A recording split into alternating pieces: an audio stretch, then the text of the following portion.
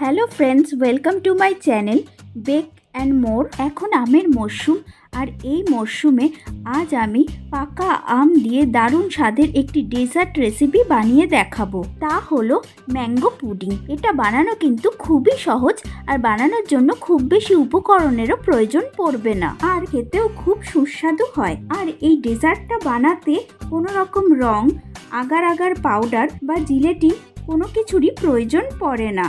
দেখুন কত সুন্দরভাবে এই ম্যাঙ্গো পুডিংটা সেট হয়েছে। আপনারাও আমার রেসিপি ফলো করলে এরকম পারফেক্ট ম্যাঙ্গো পুডিং বাড়িতে তৈরি করে নিতে পারবেন। এই অত্যাধিক গরমে লাঞ্চ হোক বা ডিনারের পরে এই ঠান্ডা ঠান্ডা ম্যাঙ্গো পুডিংটা পরিবারের সকলের সাথে খেয়ে দেখতে পারেন। আশা করছি ভালো লাগবে। তাহলে চলুন দেখে নেওয়া যাক আজকে এই ম্যাঙ্গো পুডিংটা আমি কিভাবে বানাই। ম্যাঙ্গো পুডিং বানাতে প্রথমেই লাগবে পাকা আম। এখানে আমি কয়েকটা পাকা হিমসাগর আম নিয়েছি। আপনারা চাইলে যে কোনো মিষ্টি পাকা আম নিতে পারেন।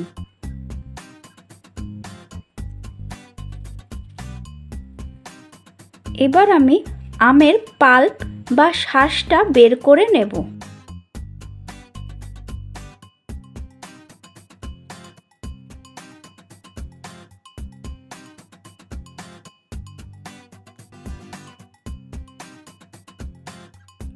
একইভাবে আমি সমস্ত আমগুলোর থেকে পাল্প বা শাঁসটাকে বের করে নিয়েছি।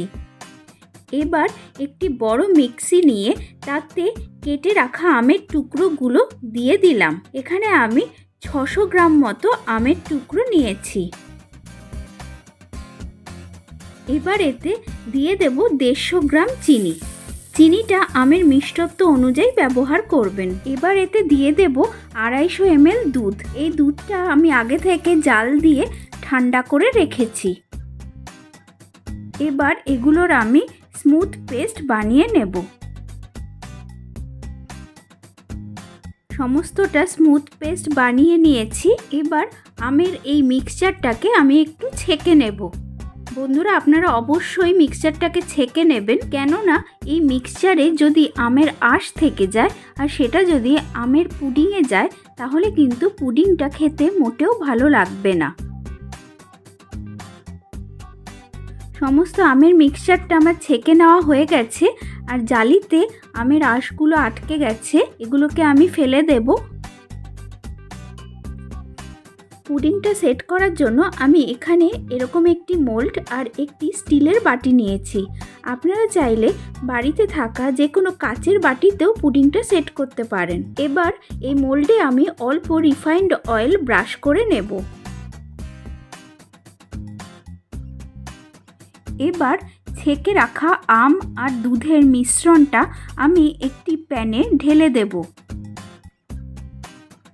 এবার গ্যাসটাকে অন করে দিয়ে হিটটাকে লো টু মিডিয়ামে রেখে প্রায় 5-6 মিনিট ধরে ক্রমাগত নেড়ে নেড়ে এই আম আর দুধের মিশ্রণটাকে জাল দিয়ে নিতে হবে। ক্রমাগত নেড়ে যেতে হবে, না হলে নিচে লেগে যাওয়ার সম্ভাবনা থাকে।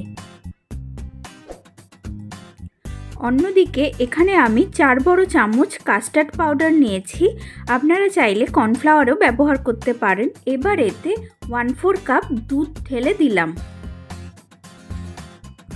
সবটা খুব ভালো করে মিশিয়ে নিতে হবে যাতে কাস্টার্ড পাউডারের লাম্পস না থাকে। এখানে আমি দুধ নর্মাল রুম টেম্পারেচারেরই ব্যবহার করেছি।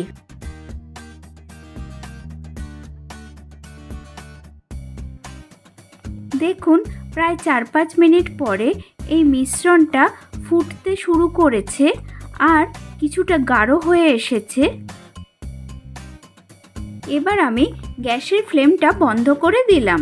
এবার দুধ আর কাস্টার্ড পাউডারের মিশ্রণ যেটা আমি আগে মিশিয়ে রেখেছিলাম সেটাকে আবারও একবার ভালো করে মিশিয়ে নিলাম। এবার কাস্টার্ড পাউডারের মিশ্রণটা আমি এই আমের মিক্সচারে অল্প অল্প করে ঢেলে দেব আর ক্রমাগত নাড়তে থাকব। যদি না নাড়া হয় তাহলে লাম্পস হয়ে যাওয়ার সম্ভাবনা থাকে।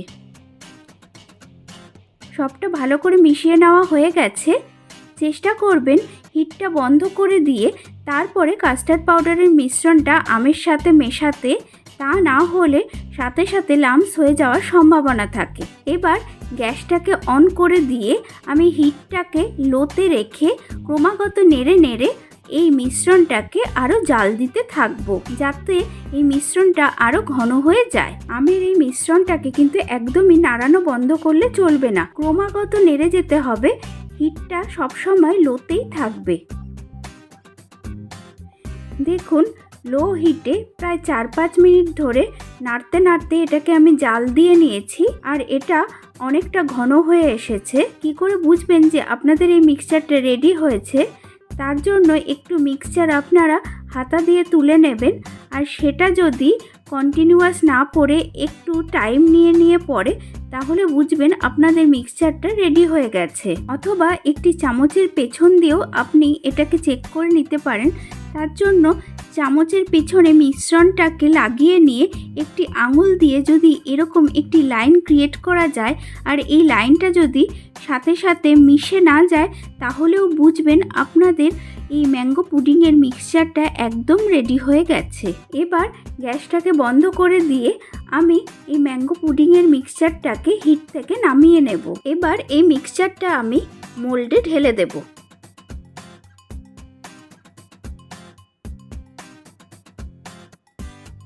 এবার এগুলোকে আমি হালকা ট্যাপ করে নেব, যাতে এর মধ্যে কোনো এয়ার বাবলস না থাকে। এবার এগুলোকে আমি রুম টেম্পারেচারে রেখে দেব, যাতে সম্পূর্ণভাবে ঠান্ডা হয়ে যায়। তারপরে নর্মাল ফ্রিজে রেখে দেব 3 থেকে 4 ঘন্টার জন্য, যাতে ম্যাঙ্গো পুডিংটা আরও ভালোভাবে সেট হয়ে যায়। তারপরে আপনাদের দেখাবো। পাকা আমের পুডিংটা আমি ফ্রিজ থেকে বার করে এনেছি। দেখুন কত সুন্দরভাবে এটা সেট হয়ে গেছে। এবার এগুলোকে আমি মোল্ড থেকে ডিমোল্ড করব। তার জন্য একটি প্লেট আমি এই বাটির ওপরে বসিয়ে দিলাম। এবার খুব সাবধানে আলতো হাতে উল্টে দেব।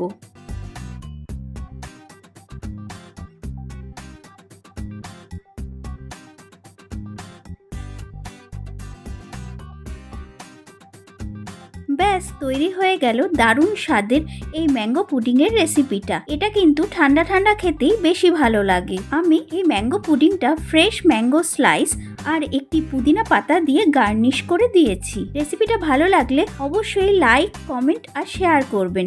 আর আমার চ্যানেলে নতুন বন্ধু হয়ে থাকলে আজই চ্যানেলটিকে সাবস্ক্রাইব করে নেওয়ার অনুরোধ রইল। পাশে থাকা বেল বাটনটি অবশ্যই প্রেস করে নেবেন, যাতে আমি যখন এরকম আরও নিত্য নতুন সুস্বাদু রেসিপির ভিডিও দিতে থাকবো, তার নোটিফিকেশন আপনাদের মোবাইলে খুব তাড়াতাড়ি পৌঁছে যাবে। সবাই ভালো থাকবেন, সুস্থ থাকবেন। আবার হাজির হব অন্য কোনো লোভনীয় রেসিপি নিয়ে। তাহলে আসি আজকে, টাটা।